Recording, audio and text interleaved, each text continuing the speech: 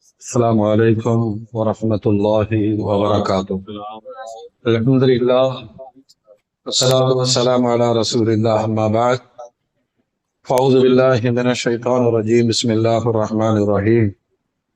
قال النبي صلى الله عليه وسلم: لقد رأيت جعفرا في الجنة له جناحان مضرجان بالدماء وهو مصبوغ القوادم. صدق رسول الله. கணியத்திற்கும் மரியாதைக்கும் அல்லாஹ் நல்லடியார்களே, நன்மையான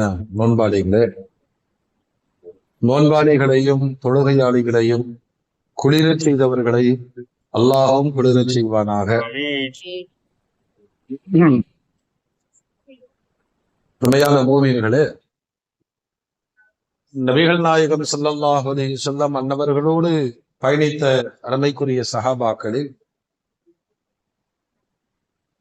மிக பெரும் தியாகிகளாய் அவர்கள் வரலாற்றில் அடையாளப்படுத்தப்பட்டிருக்கிறார்.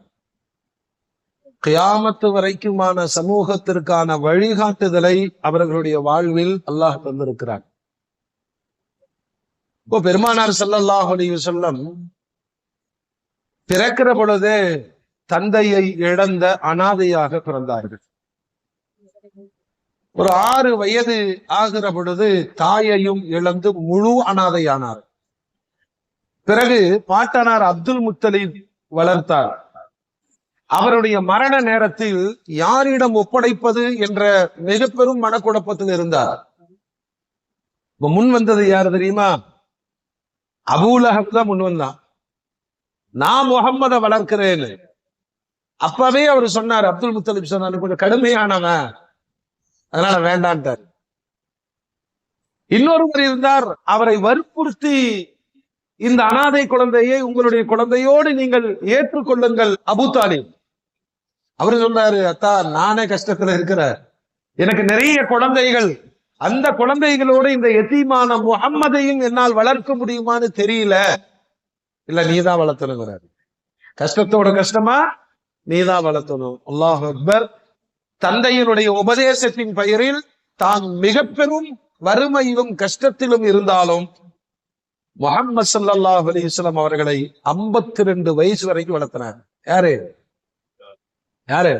அபூ தாலிப். 25 வயசுல தன்னுடைய பெரிய தந்தைக்கு பாரமாக இருக்கக்கூடாதுன்னு சிரியாவுக்கு வியாபாரம் 12 வயதில் போனார்கள். மீண்டும் 25 வயசுல போனாங்க. கதீஜா அம்மாவோடு திருமணம் முடிந்த பிறகு அந்த பாரம் குறைஞ்சிருச்சு.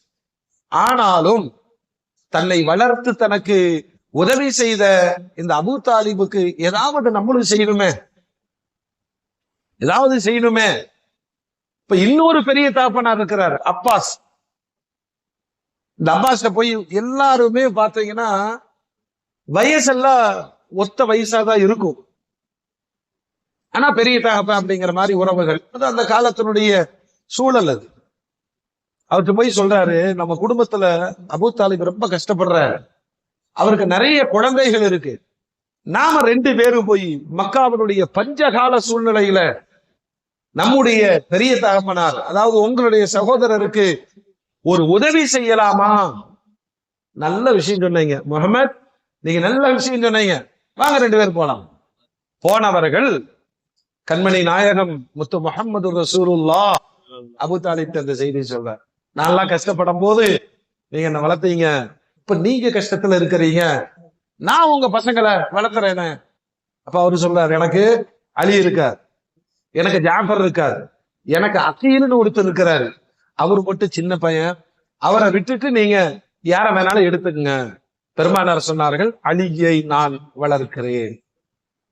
இப்ப உங்களுக்கு புரியும் அலி ரலியல்லாஹு அன்ஹு ஏன் இவ்வளவு நெருக்கமானாங்க, ஏன் தன்னுடைய மகளை பெருமானார் அவருக்கு கொடுத்தாங்க. உலகத்தில் யாருக்கும் கிடைக்காத ஞானத்தின் அறிவு அதற்கு அலி ரலியல்லாஹு அன்ஹுவுக்கு மட்டும்தான் கிடைச்சது. அப்பாஸுக்கு ஜாஃபர் ரலியல்லாஹு அன்ஹு கொடுத்தாங்க. இந்த அண்ணன் தம்பி 2 பேரும், அலியும் ஜாஃபரும் யாருடைய பிள்ளைங்க? அபூ தாலிபனுடைய பிள்ளைகளை பெருமானார் அலியை தத்தெடுத்துக் கொண்டார். அதற்கு அப்பாஸ் ஜாஃபரை தத்தெடுத்துக் கொண்டார். இஸ்லாம் வந்த வினாடிகள்ல சிறுவர்களில் இஸ்லாத்தை ஏற்றுக்கொண்டது யாரு? அலி. ஏன்னா ரசூல்லா வளர்த்திட்டு இருக்கிறாங்க, நைட்டு படுத்திருக்கிறாரு. எந்திரிச்சு பார்த்தா பெருமானார் தொழுது கொண்டு இருக்கிறார்கள். பின்னாடி மனைவி ஹதீஜா அம்மாவும் தொழுகிறாங்க. இதுடா வினோதமா இருக்க. சிறுவர் எழுந்து இப்படி பாக்குறாரு. பெருமானார் அதை பார்த்து விட்டு ரசூல்லா பயந்துட்டாங்க. பையன் போய் வெளியில சொல்லி ஏதாவது குழப்பங்கள் ஆயிருமோன்ட்டு, அலி நீ பார்த்ததை எதையும் சொல்லாத, எதையும் சொல்லாத. அப்ப அலி கேட்பாரு, இல்ல நான் சொல்ல மாட்டேன், அது வேற, இது என்னன்னு எனக்கு சொல்லுங்க. அப்பொழுதுதான் சமூகத்திற்கோ தன்னுடைய பெரிய தந்தைக்கோ தெரிந்துவிடக் கூடாது என்பதற்காக தன் சகோதரன் தம்பி ஹஜ்ரத் அலியை கணவாய் பகுதிகளுக்கு அழைத்து சென்று இஸ்லாமிய அறிவை ஞானத்தை பெருமானார் சொன்னாங்க. சின்ன பையன். சிறுவர்களின் இஸ்லாத்தை ஏற்றுக்கொண்ட முதன்மையானவர் யாரு? செய்தனா அலி ரலியல்லாஹு. இது இப்படி ஒரு பக்கம் போகுது. இன்னொரு பக்கம் ஜாஃபர் அப்பாஸ் போயிட்டார். அப்பாஸ் ரலியல்லாஹு இஸ்லாத்தை ஏற்றுக்கொண்டது அது ஒரு வினோதமான சம்பவம். அந்த ஒரு கால சூழ்நிலையில் அப்பாஸோடு சேர்ந்து ஜாஃபரும் இஸ்லாத்தை ஏற்றுக்கொண்டார். ஜாஃபருக்கு திருமணமும் முடிந்தது. அஸ்மா பின்த் உமைஸ் அவர்களோடு வாழ்ந்து கொண்டிருக்கிறார். இப்பதான் இஸ்லாத்தினுடைய நெருக்கடியான ஒரு காலகட்டம். இந்த ஜாஃபரை நீங்க தெரிஞ்சுக்கணும்னு சொன்னா வரலாறுகள் ஒரு குறிப்பை எழுதுது. என்னன்னா, நபிகள் நாயகம் ஸல்லல்லாஹு அலைஹி வஸல்லம் அவர்களை போன்று பெருமானாரை போன்றே தோற்றத்தில் 5 பேர் இருந்தார்கள். இதுலங்க எந்த அளவுக்குன்னா, அவங்கள ரசூலுல்லாஹ் நினைச்சிட்டு போய் கையை கொடுத்து கட்டி அணைச்சவங்க எல்லாம் இருக்காங்க. அவங்க யாருன்னு சொன்னா, முதல்ல அபூ சுஃபியான். யாரு? ஆமா, இஸ்லாத்தினுடைய கடும் எதிரி ஆரம்ப காலத்துல. பின்னர் இஸ்லாத்தை ஏற்றுக்கொண்டார். ஒரு விதத்தில் தன்னுடைய பெரிய தந்தையின் மகனாக அபூ சுஃபியான் வர்றார். இன்னொரு விதத்தில் பெருமானாருக்கு பால் குடி சகோதரர். நான் தான் சொன்னேன், அந்த காலத்தினுடைய வாழ்க்கை முறையில எல்லாம் பின்னி பிணைஞ்சு இருக்கும். இரண்டாவது குசம் இப்னு அப்பாஸ். அப்பாஸ் ரலியல்லாஹுவுக்கு சொந்த மகன் குசம் என்று ஒருத்தர் இருந்தார். அவருடைய தோற்றம் பார்ப்பதற்கு முழுமையாக பெருமானாரை போன்றே இருப்பார். இவரும் பெரியத்தா மகன் தான். மூணாவது சாயிப் இப்னு உபைத். ஹாஷிம் இருக்காரா இல்லையா, பெருமானாருடைய பாட்டனார். அந்த வழியில் வந்த சாயிப் ரலியல்லாஹு அன்ஹு. இவரை பத்தி வரலாறு சொல்லுது, இவர் பெருமானாரை போன்றே இருப்பார். இன்னும் ஒரு பிரபலம் என்னன்னா, இமாம் ஷாஃபி ரலியல்லாஹு அன்ஹு அவருடைய பாட்டனார். இமாம் ஷாஃபி இருக்காங்கல்ல, 4 இமாமுகள்ல அஹ்ல பைத் யாரு? ஷாஃபி இமாம். இப்ப இமாம்லாம் வேணான்னு சொன்னானா நேரம் நரகத்துக்கு தான் போவோம், வேற வழியே இல்லை. அல்லாஹ் திருந்திக் கொள்வதற்கு ஹிதாயத்தில் வருவதற்கும் அல்லாஹ் தௌஃபீக் செய்வானாக. அந்த மாதிரி கொள்கை குழப்பம் எல்லாம் இருந்துச்சுன்னா விட்டுட்டு வந்துருங்க. மார்க்கத்துல எல்லாமே தெளிவு இருக்கு. ஏன்னா நல்லோர்கள் அவங்கெல்லாம் அஹ்ல பைத்துகள். அவர்களுடைய ஆராய்ச்சி வழிகாட்டுதலை தான் நாம சுன்னத்து வல் ஜமாத் அப்படிங்கிற ஒரு பேசுக்குள்ள நின்று வாழ்றோம். காரணம் தக்குவாவுடையவர்களுடைய வழிகாட்டுதல். அல்லாஹ் தௌஃபீக் செய்வானாக. 4வது ஹசன் ரலியல்லாஹு அன்ஹு. யாரு? அலி ரலியல்லாஹுடைய மகன். ஆயிஷா ரலியல்லாஹு சொல்வாங்க, ஹசனையும் ஹுசைனையும் நிக்க வச்சா ஹசன் பாதி ரசூலுல்லாஹ், ஹுசைன் மீதி ரசூலுல்லாஹ்வாங்க. 2 பேரையும் ஒண்ணா நிக்க வச்சா தலையிலிருந்து இடுப்பு வரையிலும் ஹசன் பெருமானாரை போலவே இருப்பார்கள். இடுப்பிலிருந்து பாதம் வரை ஹுசைனுடைய நடை பெருமானாருடைய நடை போலவே இருக்குவாங்க. ஹசன். இந்த 5 பேத்துல ஹசன் ரலியல்லாஹு தான் பெருமானாரை போலவே டிட்டோ முழுமை அப்படி இருப்பாங்களாமா. 5வது நபர் தான் ஜாஃபர் ரலியல்லாஹு அன்ஹு. யாரு? ஜாஃபர். இந்த ஜாஃபர் இஸ்லாத்தை ஏற்றுக்கொண்டு மனைவியோடு இஸ்லாத்தை ஏற்றுக்கொண்ட போது மிகப்பெரிய கொடுமைகளை சந்தித்தார்கள். இஸ்லாத்தினுடைய ஆரம்ப கால கொடுமை வரலாறுகள் எல்லாம் படிக்கணும். அப்பதான் மனசு என்ன செய்யும்? கனிந்து உருகி நம்மிடம் தீன் வருவதற்காக எவ்வளோ போராட்டங்களை சந்திச்சிருக்கிறாங்க. ஒரு கட்டத்துல கடுமையான கொடுமைகள் நடந்த பொழுது ஏழை சஹாபாக்கள் பெருமானார்ட்ட போய் சொன்னாங்க, யா ரசூலல்லாஹ், தாங்க முடியல, வேதனைகளை தாங்க முடியல. நீங்கள் அனுமதி கொடுத்தால் பண்டைய கால அரபு நாட்டோடு மக்காவோடு நல்ல தொடர்பில் இருந்த கிறிஸ்துவ அரசர் நஜாஷி, அவர் நாட்டுக்கு நாங்க ஹிஜ்ரத்து போறோம். பெருமானார் மனம் இல்லாம அனுப்பிச்சாங்க. அந்த டீமுக்கு தலைவர் யாரு? இவருதான் ஜாஃபர் ரலியல்லாஹு. மனைவி அஸ்மா பின்த் உமைஸ், இன்னும் சில சஹாபாக்கள் எல்லாம் சேர்ந்து முதல்ல ஹிஜ்ரத்து போறாங்க. கூட உம்மு சல்மா ரலியல்லாஹு இருக்காங்க, உஸ்மான் ரலியல்லாஹு எல்லாம் இருக்கிறாங்க. இந்த குழு தப்பி பாய்மர கப்பலில் எத்தியோப்பியா போய் அடைந்தது. அடைஞ்ச உடனே நேரம் மன்னரை பார்த்து, நாங்கெல்லாம் மக்கால இருந்து வர்றோம், அகதிகள், எங்களுக்கு வாழ்விற்கு இடம் கொடுங்கள் கொடுத்துட்டார். பெருந்தன்மையான மனுஷன் கொடுத்துட்டார். இப்ப இந்த குறைஷிகளுக்கு நிலை கொள்ளல. நம்ம ஊரில் இருந்து புதிய மதத்தை உருவாக்கியவர்கள் அண்டை நாட்டுக்கு போய் நிம்மதியா இருக்கிறதா? 2 பேரும் அனுப்பிச்சாங்க. அமர் இப்னு ஆஸ் பின்னாடி ஒரு இஸ்லாத்தை ஏற்றுக்கொண்டார். இன்னொருத்தர் அப்துல்லாஹ் இப்னு உபை, அவரு. இந்த 2 பேரும் நிறைய பரிசுகளை எடுத்துக்கொண்டு நேர எத்தியோப்பியா போனவங்க முதல்ல பாதிரிமார்களை கரெக்ட் பண்ணாங்க.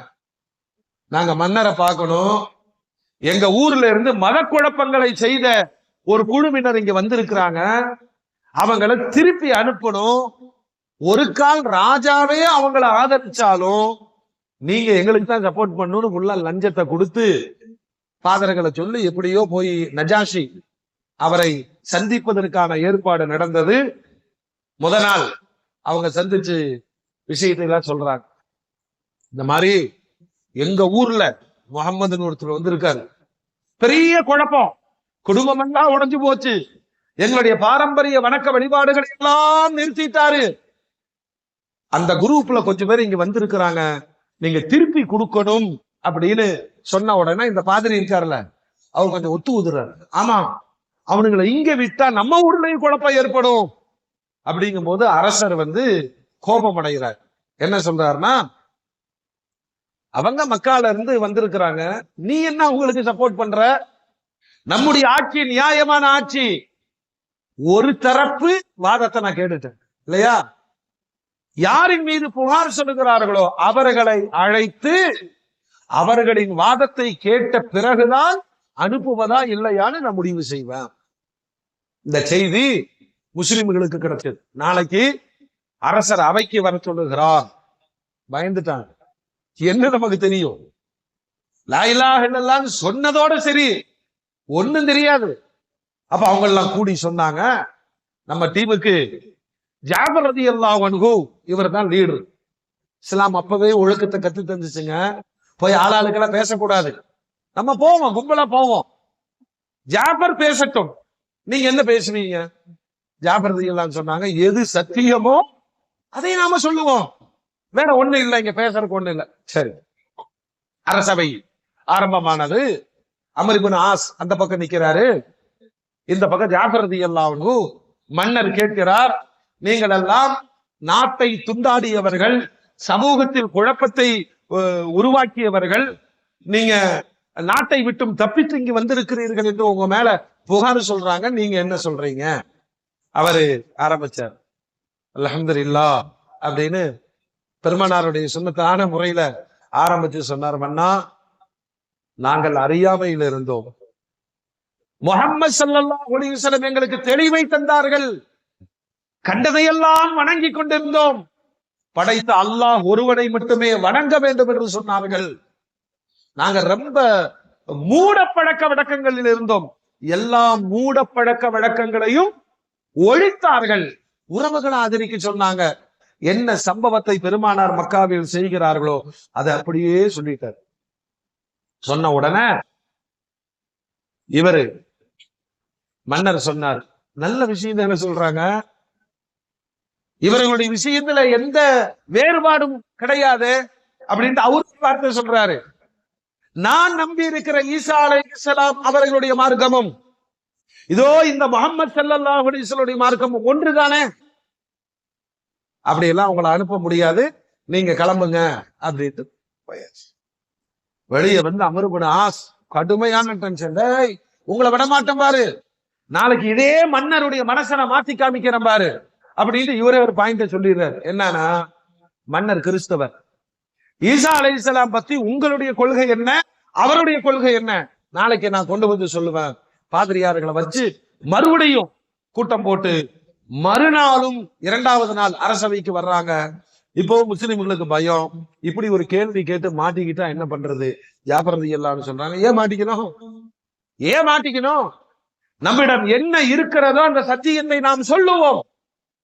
2வது நாள் அரசவை கூடியது. மன்னர் எடுத்தவன கேட்டாரு, இது ஒரு கிறிஸ்துவ நாடு, நான் ஒரு கிறிஸ்துவ மன்னர், நாங்கள் ஈசா அலைஹிஸ்ஸலாத்தை ஜீசஸை நாங்கள் பின்பற்றி நடக்கிறோம், எங்கள் ஈசாவினுடைய விஷயத்தில் உங்களுடைய கருத்து என்ன?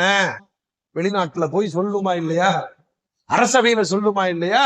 ஜாஃபர் ரலியல்லாஹு பயப்படவே இல்லை, ஆரம்பிச்சாங்க. குர்ஆன்ல சூரா மரியம், இன்னைக்கும் உண்மையான கிறிஸ்தவர்கள் சூரா மரியம படிச்சு பார்த்துட்டாங்கன்னாவே தான் சார்ந்து இருக்கிற மார்க்கம் தவறானது, இஸ்லாத்திற்கு வந்துருவாங்க, அல்லாஹ் ஹிதாயத் தருவாங்க.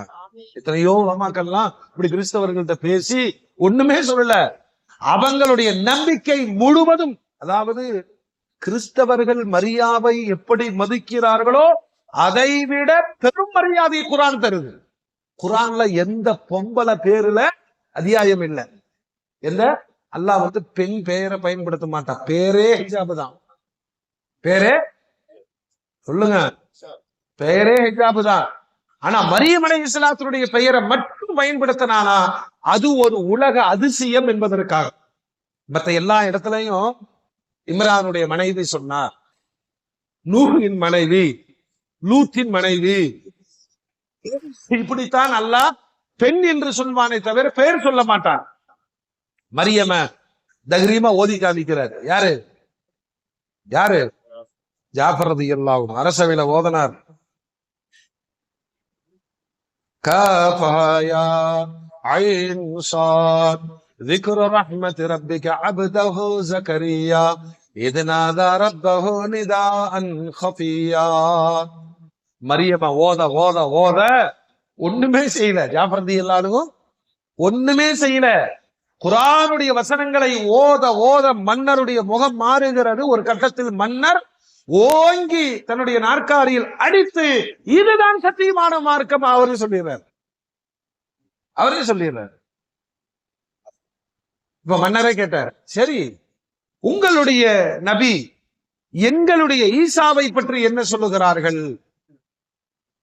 உடனே ஹஜ்ரத் ஜாஃபர் ரலியல்லாஹு அன்ஹு சொன்னாங்க, இன்னஹு அப்துல்லாஹ் வ ரசூலுஹு வ ரூஹுஹு வ கலிமத்துல்லதி அல்காஹா இலா மரியம். ஈசா அலைஹிஸ்ஸலாம் யார் தெரியுமா? அல்லாஹ்வுடைய அடிமை. அவங்கள்ட்ட 3 கொள்கை இருக்கு.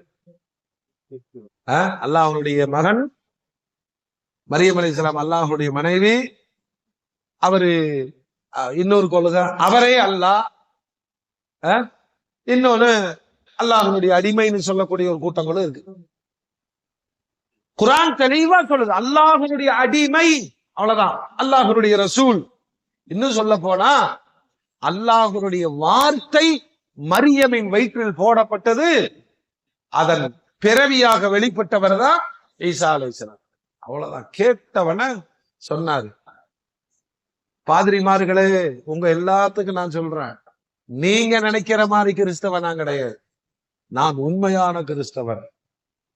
உண்மையான கிறிஸ்தவனா என்ன? ஈசாவை கடவுள் என்றோ ஈசாவை கடவுளின் குமாரர் என்றோ நம்பக்கூடிய கூட்டத்தில் இல்லை. ஈசா ஒரு படைப்பு, ஈசா அல்லாஹ்வுடைய அடிமை, ஈசா அல்லாஹ்வுடைய ரசூல், ஈசா அல்லாஹ்வுடைய வார்த்தை, ஈசா அல்லாஹ்வுடைய அதிசயம். அவ்வளவுதான். இந்த அரசவையே திகைச்சு போட்டு, ஏன்னா அவங்கெல்லாம் ஒரு போலி கொள்கையை வைத்திருக்கிற பொழுது நஜாஷி மன்னர் உண்மையான கொள்கையை வெளிப்படுத்தி சொன்னார், நான் நம்பி இருக்கிற கிறிஸ்தவமும் முஹம்மது ஸல்லல்லாஹு அலைஹி வஸல்லம் அவர்களுக்கு இறக்கப்பட்ட குர்ஆனுடைய வசனங்களும் எல்லாம் ஒண்ணுதான், நீ கிளம்புண்டார். யார? மக்காவிலிருந்து அன்பளிப்புகளை கொண்டு வந்தவர்களை அன்பளிப்புகளையும் திருப்பி கொடுத்து போங்கன்னு சொல்லிட்டு நாட்டுக்கு ஒரு அறிவிப்பு செய்தார். இந்த அகதிகளாக வந்திருக்கிற முஸ்லிம்கள் என்னுடைய பாதுகாப்பில் இருப்பார்கள். நேரடியா அவர்களை நான் கௌரவிப்பேன். முஸ்லிம்களே, எந்த சங்கடமும் இல்லாமல் எத்தியோப்பியாவில் நீங்கள் வாழலாம் அப்படின்னு அனுமதி கொடுத்துட்டார். அதுக்கு பிறகு நிறைய வரலாறுகள். சில பேர் மக்காவுக்கு திரும்பி போனாங்க. ஜாஃபர் ரலியல்லாஹு அன்ஹு ஹிஜ்ரி 6 வரைக்கும் அங்கேயே இருக்கிறாங்க. அரசனுடைய பராமரிப்பில் இருக்கிறாங்க. அவரும் மனைவி அஸ்மா பின்த் உமைஸ். ஹிஜ்ரி 7ஆம் ஆண்டு. அவர் கேள்விப்படுறாரு, எல்லாம் தெரியும். பெருமானார் ஹிஜ்ரத்துக்கு போயிட்டாங்க, இஸ்லாம் அங்க வெகு சிறப்பாக வளர்ந்துட்டு இருக்கு, நம்முடைய பங்களிப்பையும் கொடுக்கணுமே அப்படின்ட்டு ஹிஜ்ரி 7ஆம் ஆண்டு கணவனும் மனைவியுமாக சேர்ந்து நபிகள் நாயகம் ஸல்லல்லாஹு அலைஹி வஸல்லம் அவர்களை சந்திப்பதற்காக மதீனா வருகிறார்கள். இப்ப பெருமானார் என்ன பண்ணிட்டு இருந்தாங்க தெரியுமா? மதீனாவுடைய உள்கட்டமைப்பில் குழப்பம் ஏற்படுத்திய யூதர்கள். ரசூலுல்லாஹ்க்கு பெரிய சவாலுங்க. முனாஃபிக்குகள் ஒரு பக்கம், முஷ்ரிக்குகள் ஒரு பக்கம், யூதர்கள் ஒரு பக்கம். அந்த யூதர்களுடைய சூழ்ச்சிக்கு ஒரு போராகத்தான் ஹைபர் யுத்தம் நடந்தது. நல்லா நம்ம படிக்கணும். ஹைபர், அந்த ஹைபரில் வெற்றி கிடைத்து பெருமானார் ஸல்லல்லாஹு அலைஹி வஸல்லம் மகிழ்வோடு மதீனாவிற்குள் திரும்பி இருக்கிறாங்க. கரெக்டா ஜாஃபரும் மனைவி வர்றாங்க. நான் முன்னாடியே சொன்னேன், பெருமானாரை போன்று ஒத்த உருவம் உடையவர்களில் ஒருத்தர் யாரு? ஜாஃபர். ஜாஃபரை பார்த்த உடனே புகாரியில வருது, பெருமானார் ஸல்லல்லாஹு அலைஹி வஸல்லம் சொல்றாங்க சந்தோஷத்துல, மா அதிரி பிஐஹிமா அன அஷத்து ஃபரஹன் பிஃபத்ஹி கைபர் அம் பிகுதூமி ஜாஃபர். எனக்கு ரொம்ப சந்தோஷம். நான் எதை பார்த்து சந்தோஷம் அடைவேன்? கைபர் யுத்தத்தின் வெற்றியை நினைத்து சந்தோஷப்படுவேனா, ஜாஃபரை நினைத்து நான் சந்தோஷப்படுவேனா அப்படின்ட்டு பெருமானாருக்கு சொல்ல முடியல. இந்த வெற்றியை கொண்டாடுறதா, ஜாஃபருடைய வருகையை கொண்டாடுறதா? அப்படியே கட்டி அணைத்து நெற்றியில் முத்தமிட்டு விட்டு பெருமானார் சொன்ன வார்த்தை, அஷ்பஹத ஹல்கி வ குல்கி. ஜாஃபரே, நீங்க என்ன மாதிரி உருவத்திலும் குணத்திலும் இருக்கிறீர்கள் அப்படின்னா. என்ன மாதிரி தம்பி தாங்க, என்ன மாதிரியே உருவத்திலும் குணத்திலும் இருக்கிறீர்கள். பெருமானாரிடமிருந்து இந்த வார்த்தை கிடைச்ச உடனே இந்த ஆனந்தங்குவாங்கள, ஆனந்தத்தினுடைய உச்சத்தில் ஜாஃபர் ரலியல்லாஹு அன்ஹு நடனமாடினார்கள் என்று வரலாற்று குறிப்பு சொல்லு. ஏன்னா வார்த்தை யாருடையது? ரசூலுல்லாஹ். என்ன மாதிரியே இருக்கிறீங்கன்னு சொன்னவன அப்படியே ஒரு டான்ஸ் ஆடினாங்க. மோமின்களே, ஒரே ஒரு வருஷம் தான், ஹிஜ்ரி 7. பெருமானாரோடு மதீனாவில் வாழுகிற பொழுது அடுத்த ஆண்டு ஹிஜ்ரி 8. ரோம் நாட்டினுடைய அன்றைய பெரிய வல்லரசு இந்த இஸ்லாத்தை அழித்து விட வேண்டும் என்பதற்கு வாளன்றைய வந்தவங்க. பெருமானாருடைய காலத்தில் தொடங்கி உமர் நாயகத்தினுடைய காலத்தில் தான் ரோமோடு உண்டான அந்த போர்கள் முடிவடைந்ததாக வரலாறு சொல்லு. ரொம்ப கஷ்டம். 1,00,000 பேர் படை அனுப்புறான். அரபு தீபகற்பங்களில் வாழக்கூடிய கபீலாக்களை இணைத்து 1,00,000 பேர், 2,00,000 பேர்கள் கொண்ட ஒரு படையை மதீனாவை நோக்கி அனுப்பும் பொழுது நபிகள் நாயகம் ஸல்லல்லாஹு அலைஹி வஸல்லம் திணிக்கப்பட்ட போரை எதிர்கொள்வதற்காக ஒரு படை தயார் செய்தார்கள். அதுதான் மூத்தா போர்.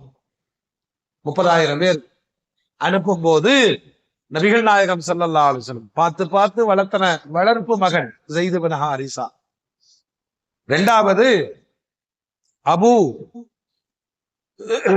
அப்துல்லாஹ் இப்னு ரவாஹா, 3வது ஜாஃபர் ரலியல்லாஹு. இந்த 3 பேரை அழைத்து பெருமானார் சொல்வார்கள், இஸ்லாத்தினுடைய வைரிகளாகிய ரோமர்கள் 2,00,000 பேர்களை கொண்டு இந்த சமூகத்தை அழிக்க வருகிறார்கள். அல்லாஹ்வுடைய பாதுகாப்பில் நீங்கள் புறப்பட்டு போங்க. எப்பையும் சொல்லாத பெருமானார் சொல்லுவாங்க, இந்த படைக்கு ஸைதை நான் தளபதியாக ஆக்குகிறேன். ஒரு கால் ஸைத் கொல்லப்பட்டால் ஜாஃபரை தளபதியாக்குகிறேன். ஜாஃபர் கொல்லப்பட்டு விட்டால் அப்துல்லாஹ் இப்னு ரவாஹா சொல்லி அனுப்புறாங்க. நபியினுடைய வார்த்தைகள் பொய்யாகுமா? கணிப்புகள் புறப்பட்டு போகுது. அந்த போராளிகள் எப்படிப்பட்டவர்கள் சொன்னா, சாதாரண மௌத்தை விட ஷஹாதத்து கிடைக்க வேண்டும் என்று ஆசைப்பட்டவர்கள். அதனால போருக்கு அவங்களுக்கு எல்லாம் ஜாலி. எப்ப உன்னை கொண்டுட்டாங்கன்னா அப்படின்னு சொன்னாலே நம்ம ஓடிடுவோம் இல்லையா? இந்த படை போகிறது பெருமானார் சொன்னதை போல 2 லட்சம் படை கொண்ட ரோமர்களை எதிர்த்து நின்ற ஸைத் இப்னு ஹாரிஸா வெட்டி வீழ்த்தப்படுகிறார்கள். படம் நடக்குது, போர் நடக்கும் பொழுது கடுமையான போராட்டத்திற்கு பிறகு பார்த்துட்டு இருந்த ஜாஃபர் ரலியல்லாஹு அன்ஹு ஓடி போய் அந்த கொடிதானே ஒரு போரினுடைய அடையாளமே, ஸைத் அவர்களுடைய கரங்களிலிருந்து கொடி விழுந்து விடக்கூடாது என்று பிடித்து கொண்டார். எடுத்துட்டு அவரும் குதிரையில் கடுமையாக தாக்குகிறார். எதிரியின் அடியில் வலது கை துண்டானது. கொடி அப்படியே இடது கையில் பிடித்துக் கொண்டார். இன்னொரு எதிரி தாக்கியதில் இடது கையும் துண்டானது. துண்டான கரங்களில் நெஞ்சோடு வைத்து அணைத்துக் கொண்டு போர்க்களத்தில் போராடினார்கள். வந்தார் அப்துல்லாஹ் இப்னு ரவாஹா. அவர் கொடியை எடுத்துக்கொண்டார். ஜாஃபர் ரலியல்லாஹு அன்ஹு ஷஹீதாக்கப்பட்டார்கள். அல்லாஹ் அக்பர். அப்துல்லாஹ் இப்னு ரவாஹா தலைமையிலே போர் நடந்தது. அவரும் கொல்லப்பட்டார். அது ஒரு தனி வரலாறு. இந்த செய்தி பெருமானாருக்கு மதீனாவுக்கு கிடைக்கிறது. பெருமானாருடைய மனமெல்லாம் வாடி போனது.